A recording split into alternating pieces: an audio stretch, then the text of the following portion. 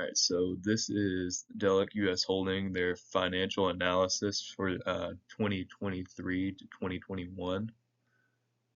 So I went ahead and listed a contents page that has everything that was going on here, starting with the problem statement, then going down through a company description, what the company is founded, what principles it has, then going down to a financial statement analysis with financial ratio analysis work, a recommendation on whether that they should invest $5 million, and then some appendixes down at the very bottom.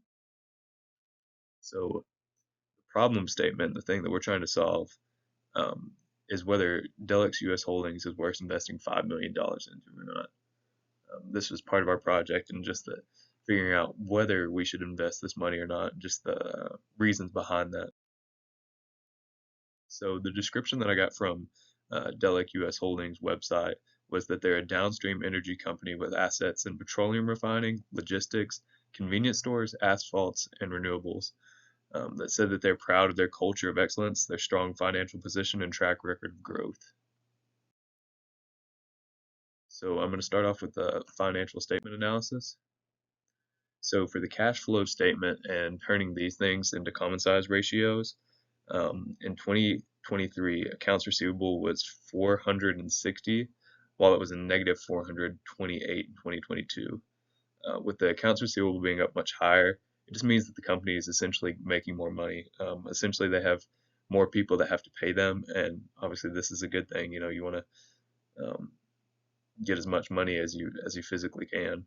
So then after that, additionally, the accounts payable in 2023 was negative 300, while it was positive 322. Basically, this is just saying that the company's paying less and owes people less money than, um, and these two work together with accounts receivable and accounts payable. That if you're getting less money or you're sending out less money and you're taking in more money, that's obviously a positive. And then lastly, the net cash flow from operating activities was up in 2023, and this amount of profit generated is 2.5 times larger than the previous year, which is obviously just a significant amount more money. Just to, if you're making more cash, obviously that's a good thing, and that goes hand in hand with what we're talking about with accounts receivable and then also accounts payable. So for the income statement, when we changed all these into a common size ratio, the most significant change was that net income in 2022 was 290.5 million. Well, in 2023 it was 46.7 million. So this is a drastic drop off, um, and it kind of goes against what we just talked about. That it seemed like they were making more money through having more accounts receivable than accounts payable. But here we can see that the amount of money that they were making is, I mean, a significant amount less. So an additional change was that the revenue decreased from 20,248 point or 245.8 million in 2022 to 16.9 million in 2023. And this is just significant because the difference of revenue is drastic in this scenario. Just that the amount that they're making is, I mean, significantly less. So there's a little bit of things going on here between the income statement and what we just looked at there with the cash flow. Is just that there's just a difference there of in one you see that they're making a little bit of money, and here they're just losing out on money. So the last thing that I noticed was the operating expenses are up from 2022, and you know I thought maybe that this was maybe a solution to this, that with operating expenses going up and the revenue going down, this profits obviously lessen, that they're going to make less money. So I thought maybe that had something to do with um, while there's conflicting statements here between the income statement and then the cash flows. For the balance sheet, when looking at the common size ratio, the first thing that I noticed was that net accounts receivable in 2023 was down to 10.93% compared to the 15% in 2022. So opposite to what we were just talking about in the first slide here when we were doing common size, our accounts receivable is down, and obviously this is something that's pretty conflicting between both the first common analysis, the common size ratio analysis that we looked at, compared to now that in one our accounts receivable is up, but here it's down. But alongside this, the total current assets are down nearly 8% from 2022. So Basically, total current assets are basically used to pay off debts in the short term. So it may be tougher for our company to pay off their debts over time in just this little time span of, and that usually is considered to be a year. So the last thing here is that the company's third change in its balance sheet was that their accrued expenses and other current liabilities in 2022 was 14.24%, but was down to 10% in 2023. And this is significant because having fewer current liabilities gives a higher equity for our company. So we're going to look at some of the short-term liquidity ratios. So we're going to start with the current ratio. So in 2023, it was almost 1, and in 2022, it was 2.65. So it's trending downwards. And a firm that has no problem paying off its short debt is a firm than that one has no problems paying off its short-term debt is kind of the definition here for current ratio. But meanwhile, a firm that has a current ratio lower than this may struggle to pay off their short-term expense. So basically, our rate in 2023 being below 1 is kind of scary because our short-term debt getting paid off is actually kind of a worry here compared to in 2022. It was a lot higher than that. So in 2022, we wouldn't worry about any of our short-term debt being paid off, but in 2023, we might struggle with that a little more. So after that, we go to the quick ratio. In 2023, it was 0.33. Then 2022, it was actually negative 0.17. So this is trending upward, and basically this means that they currently have more supplies on hand to meet any commitment needed in the short term. So in 2022, we might not have had those supplies because we're running in the negative compared to 2023. We have those open supplies, and we might want this number to get up a little higher, but at the same time, above obviously 0 is what you're kind of looking for, and for that to go over the negative mark, that's always good.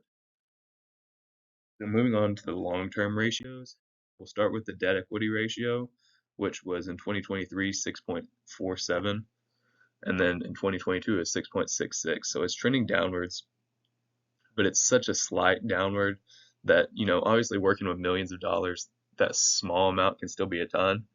But basically what this means is that with every dollar that they're contributing, $6.47 being contributed from creditors. So basically from other equity, from other people investing in their company. So this is obviously a good sign. This is a pretty high number in this case.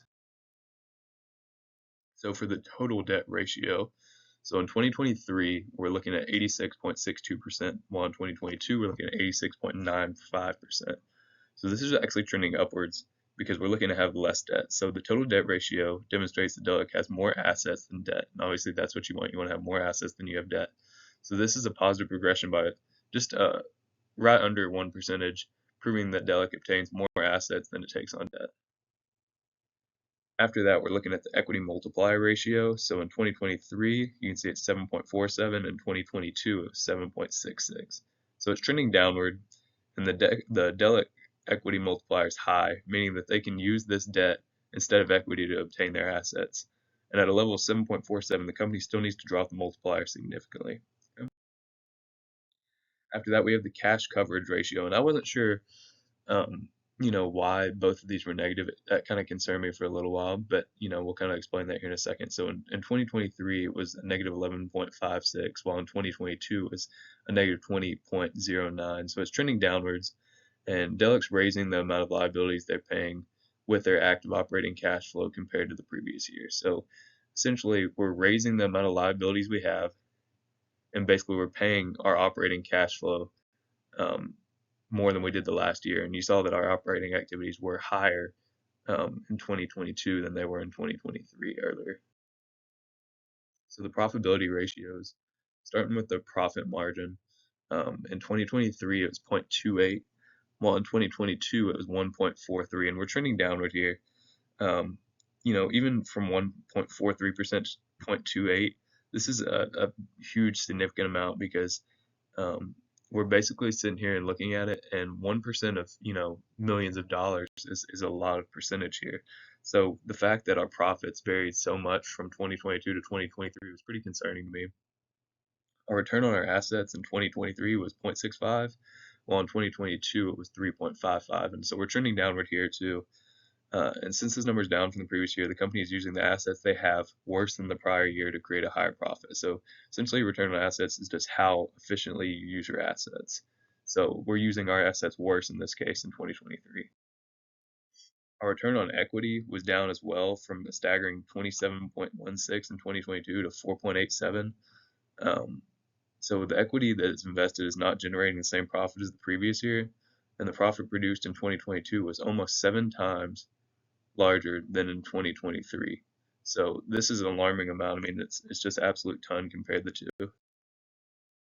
So the DuPont identity, same numbers here. It's trending downward, and we can see different parts through the DuPont identity. Sorry, like our profit margin, our total asset turnover, our equity multiplier, and we can kind of figure out like what piece is causing the biggest percentage of like drop off between this, and kind of figure out what we need to fix.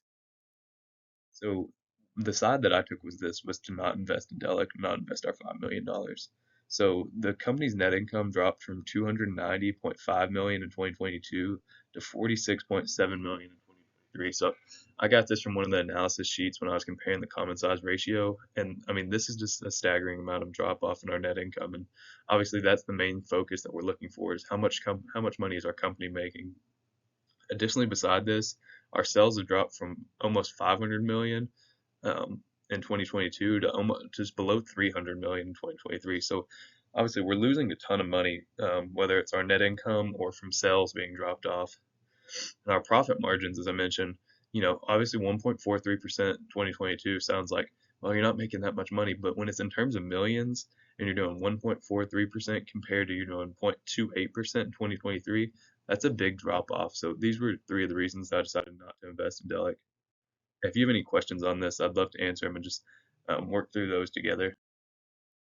So here are all my formulas, and you'll see these in Excel too. I have some of my actual, like how I worked out the math through the formulas, and then there's some side formulas through the Excel file.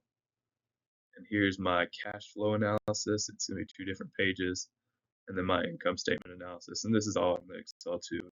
There's the balance sheet, and then some of my reflection questions. So the first question was, what problems do you encounter while you were working on this piece, and how did you solve them? So I said that the hardest challenge for me was finding different entries within the financial statements and moving those into my ratios, just looking through and kind of trying not to get lost by the actual like convoluted stuff that trying to find some of these can be in like real life situations and real company situations. So I basically just solved these issues by recalling financial statements that I had used in accounting classes when I went to Motlow, and like different things through finance classes like this that I've learned to like look through a balance sheet or where things will be for an income statement or anything like that. And the last question was, in what ways have you gotten better at financial analysis work? So through this exercise, I achieved higher financial analysis by analyzing what parts of a company show positive or negative trends. And through this, I was able to understand whether an individual should invest in a company or not. So really, this was one of those things that I really had to think through. It wasn't one of those easy things that you work on a project for 5 minutes. This was one thing that you really had to dig deep into and try to figure out, why should I invest in this company? And that was helpful to me because I kind of realized like, okay, if I want to actually invest long term in a company, should I do it for this reason, or are they failing in this way? Like, what should I do to ensure that I'm making the right decision? So once again, if there's any questions on anything here, I'd love to answer them and I'd love to work on them. But that was my financial analysis for Delic US Holdings.